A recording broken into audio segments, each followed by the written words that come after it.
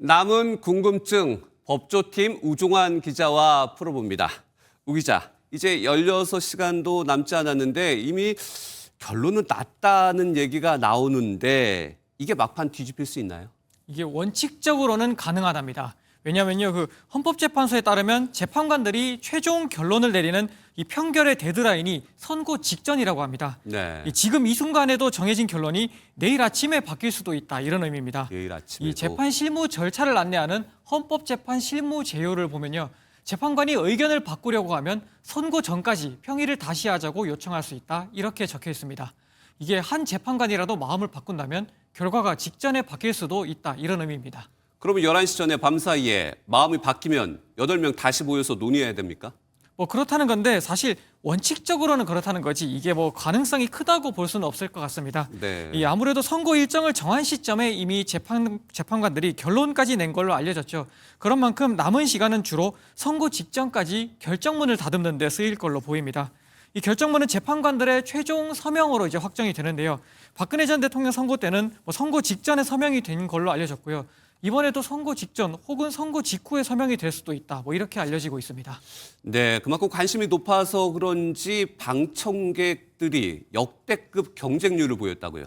네, 그렇습니다. 오늘 오후 5시에 마감한 최종 방청 신청 인원은요, 96,370명으로 이 최종 경쟁률은 4,819대 1입니다. 네. 노무현 전 대통령 때 경쟁률이 20대 1, 박 전 대통령 때는 796대 1이었던 만큼 이를 한참 넘은 열기를 보여주고 있죠. 윤 대통령 선고 방청을 신청하기 위해 홈페이지 동시 접속자만 10만 명에 이르렀다고 합니다. 이 지난 주말에 8년 만에 열린 가수 빅뱅의 멤버 지드래곤 씨 콘서트 예매를 위한 동시 접속자가 20만여 명을 알려졌는데 이에 못지않은 열기였다고 볼 수 있습니다. 빅뱅만큼 열기다. 근데 이게 역사적인 선거여서 그런가요? 다른 이유는 없습니까? 다른 이유도 있다고 볼 수 있습니다. 이게 선거를 앞두고 탄핵 찬성 진영과 반대 진영이 극명하게 갈려 있는 상황에서 양 진영이 조금이라도 방청석을 더 확보하려고 경쟁이 붙은 측면도 있습니다. 여당 지지자가 많은 온라인 커뮤니티를 가보면요, 이 해외 축구장 이름을 빗대서 헌재를 윤 대통령의 홈구장으로 만들자, 이런 글이 올라왔고요.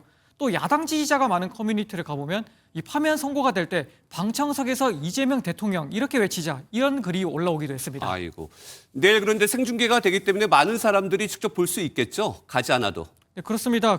자택이나 관공서는 물론이고요, 많은 초중 고등학교에서도 이 선거 네. 생중계를 시청할 예정이라고 합니다. 초중고등학교에서도? 네, 그렇습니다. 또 탄핵 찬반 측도요, 각자 헌재와 가까운 곳에서 집회를 열 예정인데 여기에다 전광판을 설치해서 선거 생중계를 시청할 예정이라고 합니다.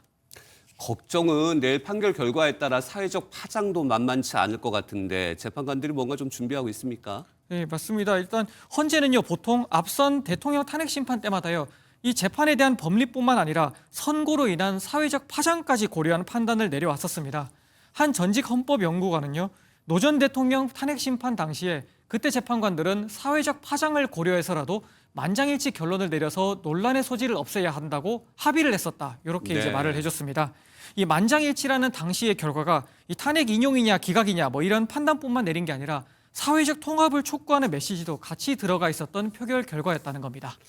네, 제가 기억하기에는 박근혜 전 대통령 탄핵 선고 당시에도 치유와 화합 이런 표현이 좀 들어갔던 것 같은데 이번에도 사회적 합의를 이끌어낼 수 있는 그런 메시지가 담길까요? 네, 가능성이 있습니다. 이 박근혜 전 대통령 때 이 사회 통합의 메시지가 이 보충 의견으로 결정문에 이제 들어가 있었습니다. 네. 안창호 당시 헌법재판관은 국민 간 이념 갈등의 우려를 알고 있다. 하지만 탄핵 심판은 이 보수와 진보의 문제가 아니라 미래 대한민국이 지향해야 할 헌법적 가치를 실현하고 헌법 질서를 수호하는 것이다, 이렇게 결정문에 적었었습니다.